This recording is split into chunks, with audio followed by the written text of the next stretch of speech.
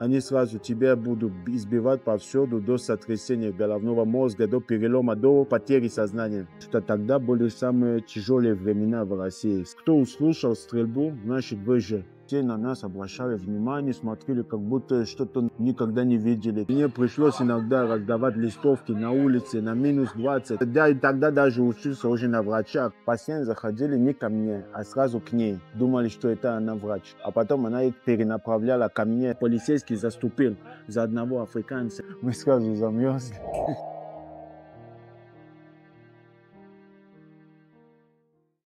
Привет, ребята, меня зовут Патрик. Я здесь живу, в Санкт-Петербург. Приехал здесь 18 лет назад. Здесь учился на врача. Теперь тут живу и работаю. Семья есть, дети есть. Вот так что я буду рад с вами поделить моем опыт в этом городе и в этой стране.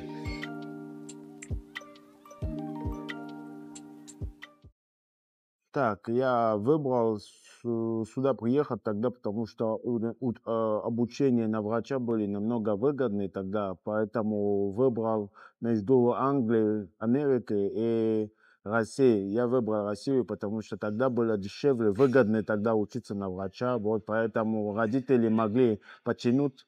Вот и вот приехал, и на сегодняшний день я не жалею. Вот так я не беспокоюсь, и вообще я чувствую себя уже как дома.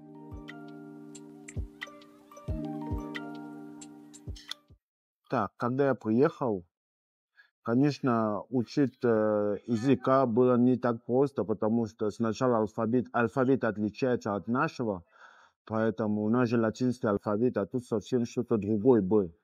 Для начала было, конечно, сложно, да. Я не скажу, что за год я выучил языка.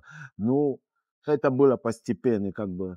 Сначала мы научили, как бы, переводить. Ну, вообще я начал ходить с словарем, вот, чтобы, если что-то непонятно, открывал, прочитал, и тогда продолжал общение. А потом был этап, когда уже слышал, что говорят, но мне нужно было еще в голове перевести, и чтобы потом отвечать. Ну, на сегодняшний день я могу сказать, что я уже как бы воспринимаю все на русском и мыслю на русском, поэтому проблем уже я не чувствую. Может, вокабуляр еще не такой развитый, но на общение я могу уже свободно идти.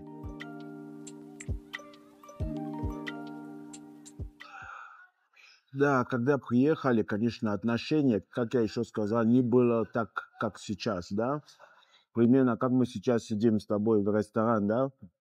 Тогда было для людей как-то что-то нового. Все на нас обращали внимание, смотрели, как будто что-то никогда не видели такие ребята, да. А сейчас, видишь, нормально. Ну, тогда было нелегко устроиться на работу, потому что они еще не привыкли к нам тогда, когда мы приехали в 2005 году. Вот. Еще было что-то необычное здесь. Поэтому было нелегко в этом. Страна была совсем другая, потому что люди тогда еще жили как бедные. Страна была развита, но люди были бедные. И у многих не было чем заняться. Поэтому были такие люди, которые занимались нечистыми делами, как бы воровство и как это называется, расизм, да? Вот такие моменты уже были тогда, когда мы приехали. То, что сейчас уже не так сильно ощущается. Ну, есть, но уже не в таком виде, как когда мы приехали. Сейчас как бы намного лучше, я скажу. Стало намного лучше. Да, когда приехал, конечно, здесь погода была что-то нового для нас, потому что мы всегда привыкли в Африке, что у нас две погоды. Это либо дождя, либо солнце.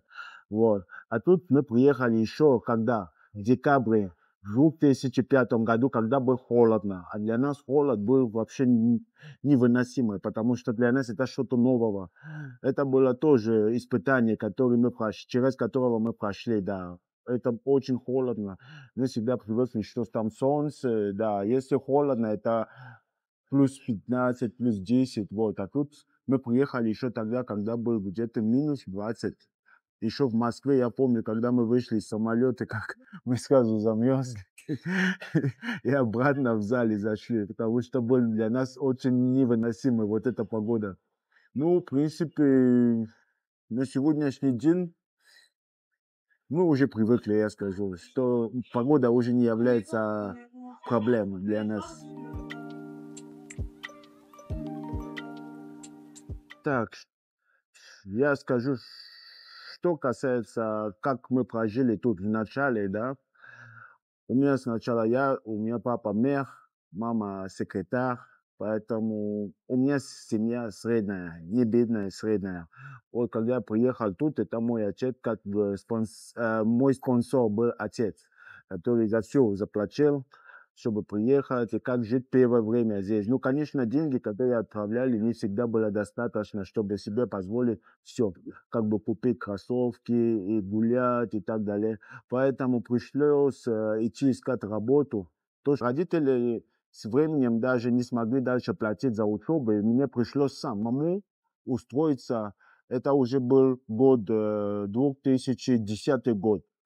Вот, я сам устроился на работу, я мог доучиться, платить за учебу и вот и заканчивать мои учебы, что тоже не было легко, потому что тогда, как я сказал, в начале здесь работа была не так легко найти.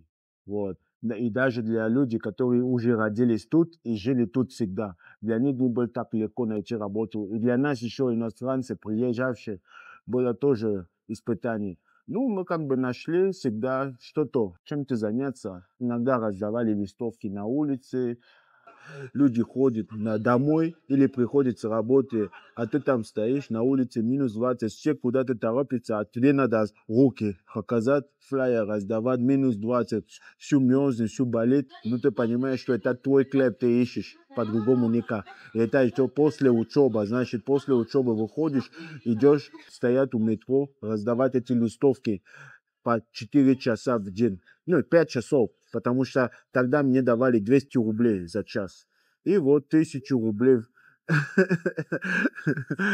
Это просто, чтобы вот домой идти и быть, чувствовать себя, да, человеком, что да, сегодня я учился, и я еще и заработал. Ну, вот такие страдания, через которые мы прошли, чтобы искать свой хлеб. Это было нелегко. Ну, зато результат сегодня опыт нас делал сильнее. Все, что нас не убивает, делает нас сильнее.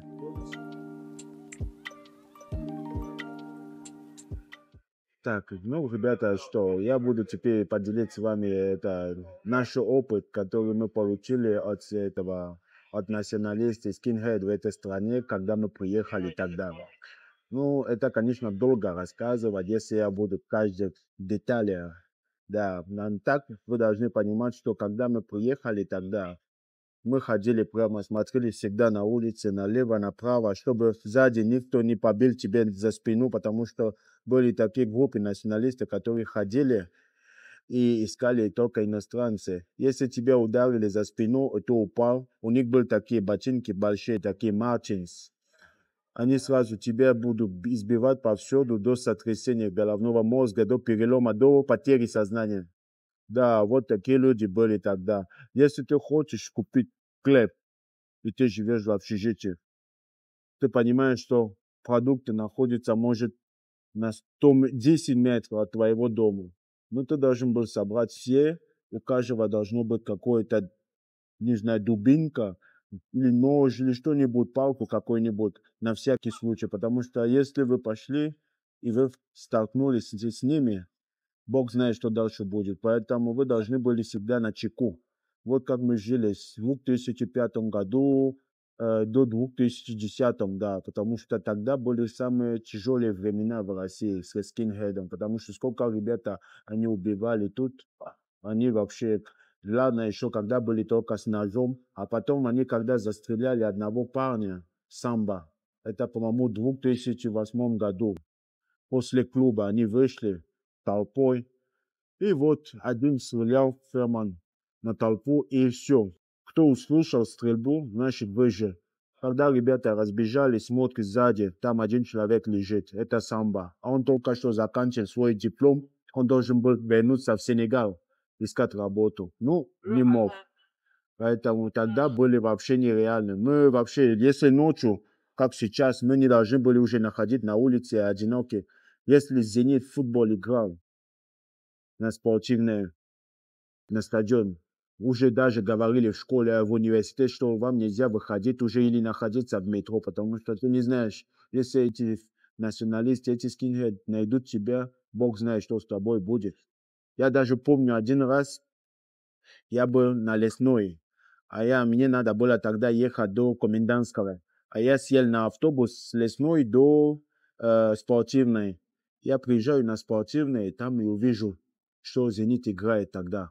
Все фанаты на улице, там они с флагом и так далее. «Зенит, Зенит, Зенит». Я понял, что если я пойду в метро, это может быть мой последний день. Я сразу поворачиваю обратно, чтобы не ехать на метро, потому что тогда было жестоко. Прямо с ножом. Парень пришел, он ждал, чтобы метро открылся. Как метро открылся, сразу ножом его порезали. Хорошо, что был зимой, и куртка у него был плотный такой. Они разрезали все. И тогда только люди пришли на помощь. Потому что это были очень жуткие времена, да.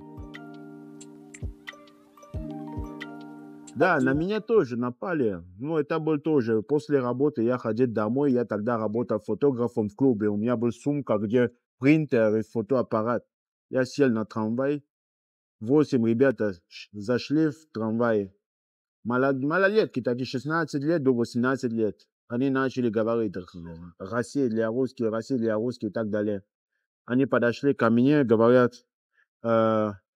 здесь это Россия, ты что тут делаешь и так далее. Я говорю, ребята, я не хочу проблем, я устал, я после работы. Они начали там толкать. Ну, я понял, что их много, мне надо лучше идти в угол, чтобы не ударили сзади, я упали, потом дальше я не знаю, что будет. Поэтому они просто кинули ногами на меня, у меня был куртка грязная, и я потерял свой MP3 тогда. А потом водитель закрыл дверь, чтобы они не вышли на улицу, и сказал, что я вызвал милицию, сейчас вас все поймают. Ну, они открыли, дергали дверь и ушли, и убежали. Мне со мной, слава богу, ничего такого не случилось за все времена. Вот единственное нападение, которое было. Да.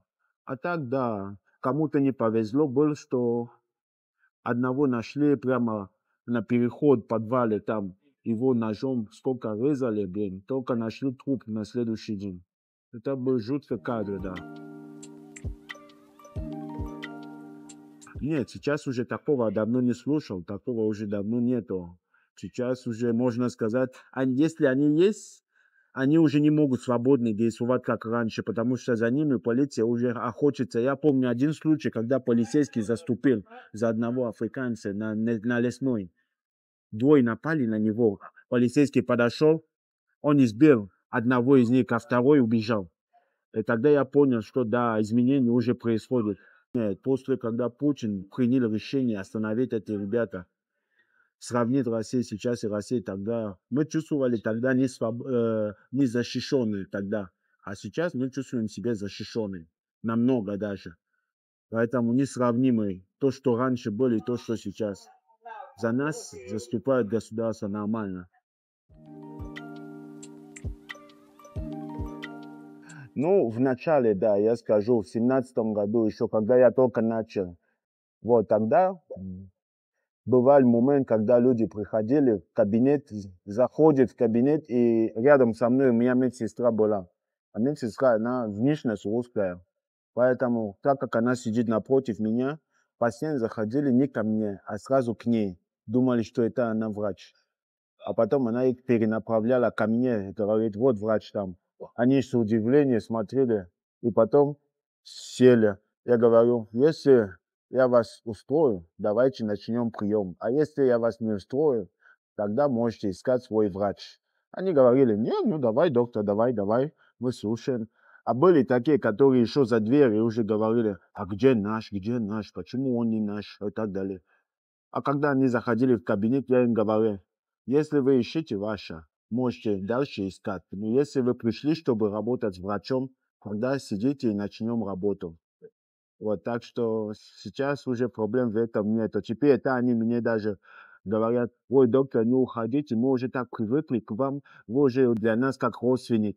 Сейчас вот что мне говорят каждый день на работу, когда я говорю, как я сейчас планирую уйти, менять работу, потому что я ищу работу рядом с домом. Вот последнее время, что мне говорят, что доктор, не уходите, вы уже для нас как родственник.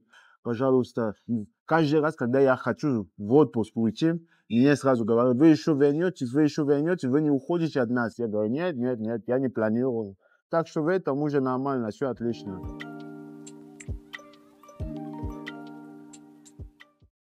Я же сказал, что уже 18 лет тут. Представляешь, ребенок родился, ему сегодня 18 лет. Вот столько лет я живу тут. Поэтому с языком проблем в этом нету. Еще когда-то учился на русском языке. Поэтому термин у меня есть. Все, что нужно по профессии знать на русском языке, мне это достаточно. Поэтому у меня ограничений нет в этом. Я свободный. Ну, когда я начал, конечно, сложности в чем было тогда, когда я начал, я скажу, это был новый, люди, которые вроде в стране, где я живу давно, да, но которые еще не привыкли ко мне, потому что они всегда были привыкли, что если есть враг, он может быть только внешность русский. Вот, это была вот эта сложность. А то, что касается знаний, у меня в этом проблем не было, потому что я уже учился здесь многие лет, поэтому со знанием я знал, что я мог и что я не мог. Но то, что касается моей работы, там не было проблем со знанием такие, которые бы доставили мне неприятности. Так что моя сложность в начале, когда я устроился на работу, была мои пациенты. Вот. По поводу этого зарплата, да, мне не платят по цвет кожи, это точно. Как у меня коллега, она русская, она тоже эндокринолог, как и я. Я уже давно спросил, и я понял, что у нас одинаковые зарплаты. Даже когда у меня еще не было гражданства, я только платил, может, больше это налоги, как иностранцы. А так зарплата у нас всегда была одинаковая. Поэтому я не скажу, что потому что я такой, поэтому я меньше получаю. Нету такой понятия. Когда я начал работу еще в 17 году, когда был только одного ребенка, зарплата, да, конечно, было всегда как будто многовато. Как стали кой дети, я начал почувствовать, как это чашка. Поэтому я устроился на другую работу еще, чтобы немножко компенсировать, потому что чашка уже, да, чувствовала, что денег много выходит. Поэтому надо было как-то еще совмещать работу. Вот то, что я делаю, потому что дети растут, потребность тоже растет, и их надо записать, какие-то, как они называют это по-русски, там это, какие-то уроки еще в школе, там, репетитор надо платить и так далее, и так далее. Все это деньги еще наверху. Дочка уже, она хочет там гимнастику заниматься, один хочет футбол. Все это, если каждый месяц платить, это больше, чем моя зарплата. Если еще надо платить питание, обувь и так далее. Поэтому там надо быть как бы намного рациональным, да. Не надо позволить себе все. Надо рассчитать на свой карман и идти на то, что ты можешь. Потому что если на все пойдешь, будешь подписаться на все, и тебя никогда не хватит. Ну, отношения с коллегами. Я когда пришел впервые на работе, они тоже, как и мои пациенты, да, относились ко мне также с удивлением.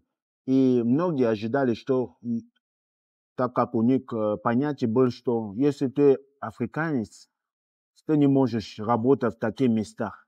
У тебя не хватает смелости и знаний. Я так и понял, что это стало для меня положение, которое я должен был доказать, что мы, африканцы, не тупые.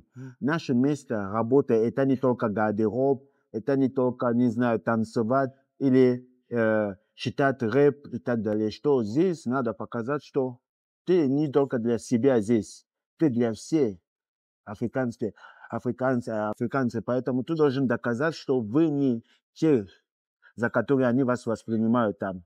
Тогда, после этого, люди, мои коллеги, стали приходить ко мне на консультацию тоже, потому что они видели, что ого, он далеко дошел парень, наверное, можно его доверить. Поэтому сегодня, на сегодняшний день у меня пациенты, многие ходят ко мне даже, для которых я являюсь врачом. Вот.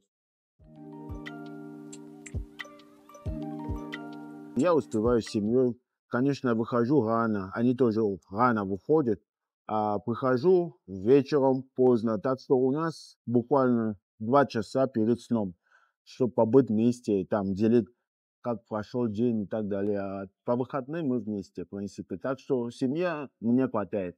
Я не скажу, что я работаю в другом городе, а не в другой, и мы не видимся. Мне хватает. Мы вместе спим, мы вместе кушаем. Так что мы гуляем вместе. Успеваем. Природа. Я люблю вообще отдыхать на даче. У меня друзья, у кого есть дача. Я люблю иногда туда идти, в баню отдыхать, там, париться немножко там. Ну, жить по-русски, как говорят. Баня и так далее. И на природе. Ну, купаться не умею. Ну, хотел бы, ну, не получилось. Ну, в основном, да, я смешиваю летом обычно так. В деревне летом с друзьями. У меня нет своей дачи, поэтому я иногда пользуюсь возможностью ехать туда, отдыхаю с ними. Вот, все делать как по-русски, и даже на огороде работать. И даже в прошлое лето я ходил в лес за грибами. Вот. Так что все делаем уже по-русски, как бы научили.